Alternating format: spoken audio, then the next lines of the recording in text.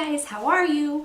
So in my last video I said I was going to address my heinous bruise. Yeah, that puppy right there. I prefer to call it a contusion. Just means bruise, but this puppy, I'm sorry. That is like, that should not even be called a bruise. That is, contusion just sounds so much cooler, and like, this is just so grandiose that contusion sounds way better. I also have some on my butt cheeks. I'm not going to show you my butt cheeks though. Yeah, so little tip for all of you. Don't carry your 18-month-old downstairs with just socks on and hold him with both arms. Yeah, I was almost to the bottom of the stairs, which was good. Well, except for one thing, but I'll tell you in a minute. I was going to answer the door and my foot literally just slipped right out from underneath me, and since I was holding my son with both arms, I wasn't holding onto the railing. Genius.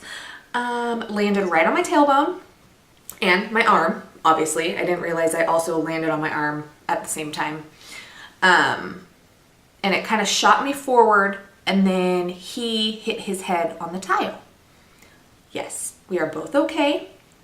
We did have to take an ambulance to the emergency room. That was awesome. No, not at all. So we did have to take an ambulance to the emergency room and then wait 2.5 hours to be seen. I thought if you took an ambulance, you got in right away. Apparently not. Not when there's 500 people in the emergency room throwing up and passing out. Literally, like, this one dude fell on the floor completely out cold. Little kids throwing up everywhere. I felt so horrible for them because this flu that's going around is so nasty. But all I wanted to do was get my baby out of that emergency room. It was like germ central. I was stuck in a wheelchair, but it hurt to sit down, but I didn't want to stand up because I didn't have shoes on. Yeah, I went into the ambulance with just socks on. Yeah, had to get x-rays to see if my tailbone was fractured. Luckily it wasn't, it's just bruised. And then when I was in the ambulance, my arm started to hurt. So I was kind of propping myself up on the gurney on this arm because I couldn't put all my weight on my tailbone. And I lifted it, like I pulled my sweatshirt back and I looked at it and it just looked like a little rug burn. I was like, oh, okay, I must have hit the stairs with that. No big deal. I told the doctor about it at the emergency room. By the time I got there to tell that doctor and pull my sweatshirt down, it was like the size of a golf ball sticking out like this far. It was so gross. Totally bruised. I was like, okay, that's a little bit more severe than I thought. By the time I left the hospital, it was like the size of a lemon sticking out. Oh, it was so gross. Still just a bruise though. I just had to put some ice on it and compress it with an ace bandage and whatever. Now I just have a really cool bruise. And yeah, so that's the story of that. Hold on to the railing, people. And my husband was at work, and luckily I was going to answer the door for my friend who is a cop, and she remained so calm. She was the one that called 911. She stayed very calm. She stayed home with my older son while we went to the emergency room, and my husband met us there. So thank you, Rebecca, for being there. I love you. One of my best friends in the whole world. Takes very good care of me. Luckily she was there, or else, I don't know, I guess I would have just had to find my way to the phone to call 911 myself. So that was a little scary. So yeah. Moral of the story, hold on to the rail. That's the story of my ugly bruise. All right, now this makeup tutorial. Yes, a story of my bruises and makeup tutorial in one. Why not? It's a date night look. I'm going out on date night tonight. I don't know if you can see my shirt. It's a fun shirt. Pretty flowery. So I don't know, I just wanted to do a dark dramatic look because I feel like my looks have been very green lately and very boring. So I wanted a little something dramatic. So this is like a, I don't know, it's like a black cherry kind of color with a really frosty highlight. I'm using the Wet n Wild Comfort Zone palette. Loving these Wet n Wild shadows. They're amazing, and this thing is $5. Like, really? Enough yapping. This tutorial is going to be another voiceover just because it's easier to edit and it gets to the point, and I like it that way. So let me know in the comments if you guys like the voiceovers or if you prefer me talking through the whole thing. So yeah, if you want to see the date night look, then keep watching the video and don't forget to subscribe. Thanks, guys. Oh, and click right here, I think. Maybe it's over here. I don't know. Click on the wheel and upgrade the quality to HD so you can see it as clear as possible. All right, so keep watching for the date night look.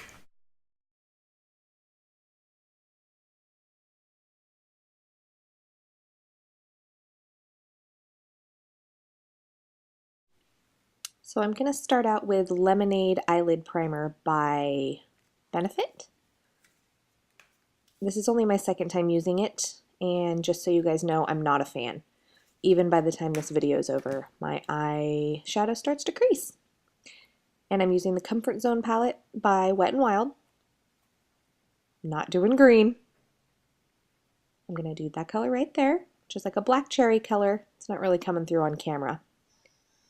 And then this shimmery champagne color. Fluffy brush. It's a Real Techniques Space Shadow brush, I think, with the darker color. I'm going to do that all over the lid. So as you can see, this has sparkles in it too.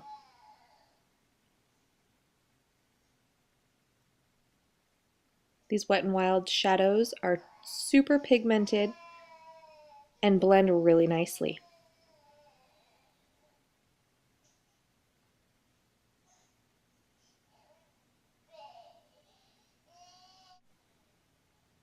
I'm use another fluffy blending brush, the Sigma E25, and just go around the edges.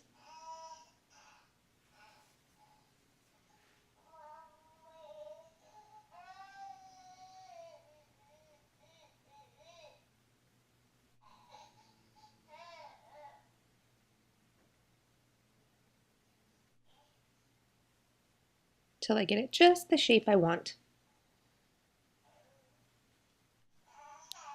My MAC 228, which is a really tiny, tiny, like precision brush. Whoops, sorry. I'm going to run that black cherry color along my bottom lash line, as you can see. Hate when I go out of frame. This is just an e.l.f. brush, super cheap one. Sheds everywhere, don't recommend it. But it gets the job done. I'm just buffing out that. Oh, there I am. I'm just buffing that out a little bit.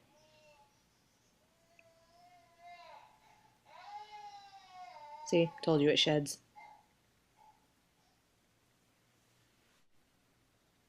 Another blending brush, and that it's kind of a taupey, shimmery color.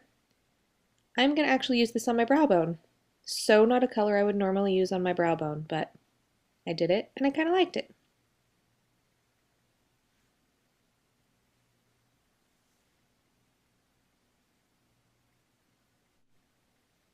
A Bobbi Brown eye smudge brush, in case you guys can't read. It's sort of like a fluffier version of a pencil brush. And I'm going to take that same color that I used on my brow bone and put it in the inner corner.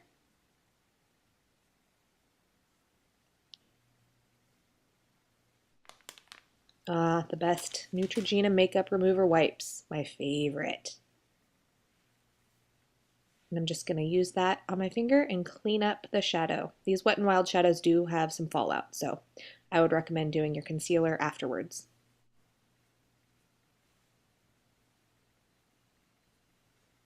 Give it a nice clean line.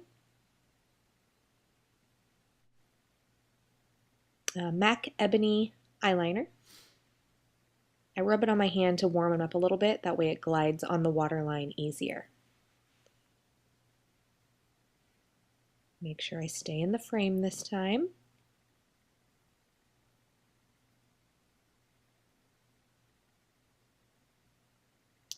Just going to put that on my bottom waterline and tightline my upper waterline as well.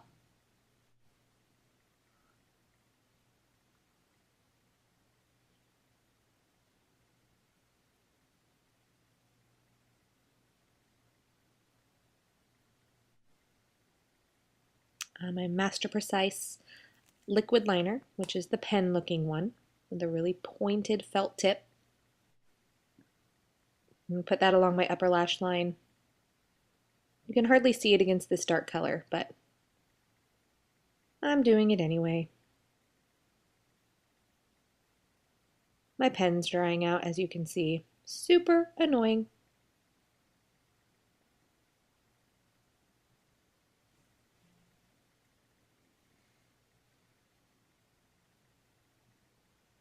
I'm going to wing it out just a bit.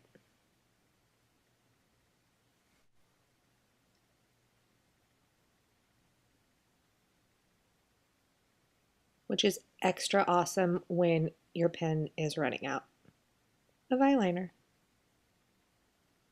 Needless to say, I threw this one away after this tutorial.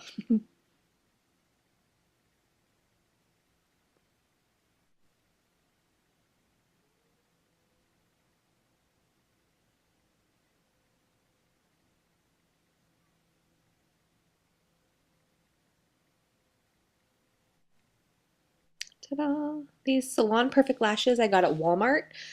Yes, I went to Walmart. Emily from Beauty Broadcast recommended them. They're just like Ardell's, but they come in 3-packs, which is awesome, and they're super cheap. I'm going to do a little bendy bend that helps them go on easier. Use my tweezers to just hold in the center of the lash. Duo glue, the best. I get the kind that dries clear. And just put a small amount along the band.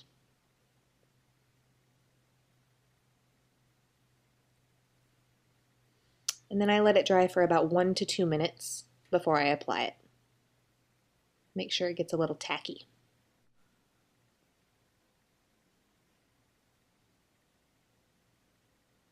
And pop them on as close to the lash line as possible. This definitely takes practice, but practice makes perfect. I use the back end of my tweezers to kind of press the band into my lash line. This is my Rimmel Wake Me Up concealer.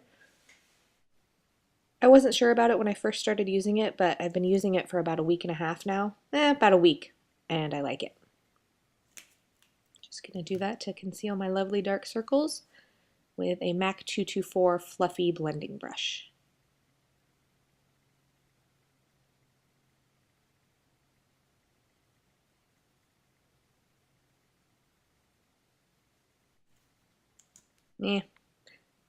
Rimmel Stay Matte powder and fluffy powder brush.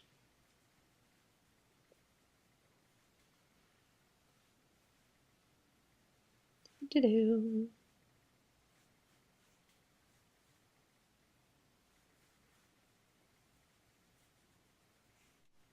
And my Bobbi Brown bronzer in medium. And that's my Bobbi Brown face blender brush. Just gonna bronze it up.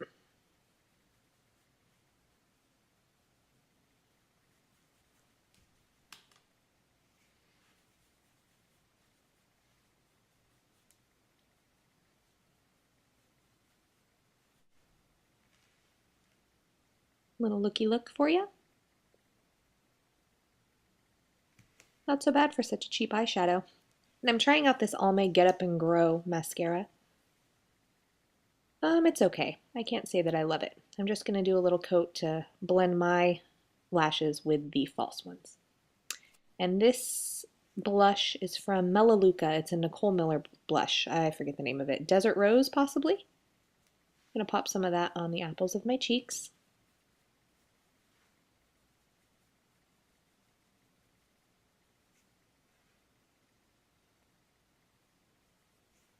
It's actually a really pretty color.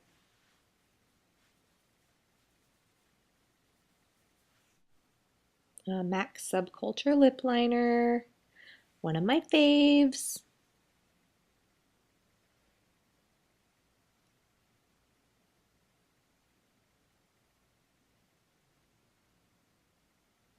I'm looking down trying to decide what lip gloss I'm going to use, in case you were wondering.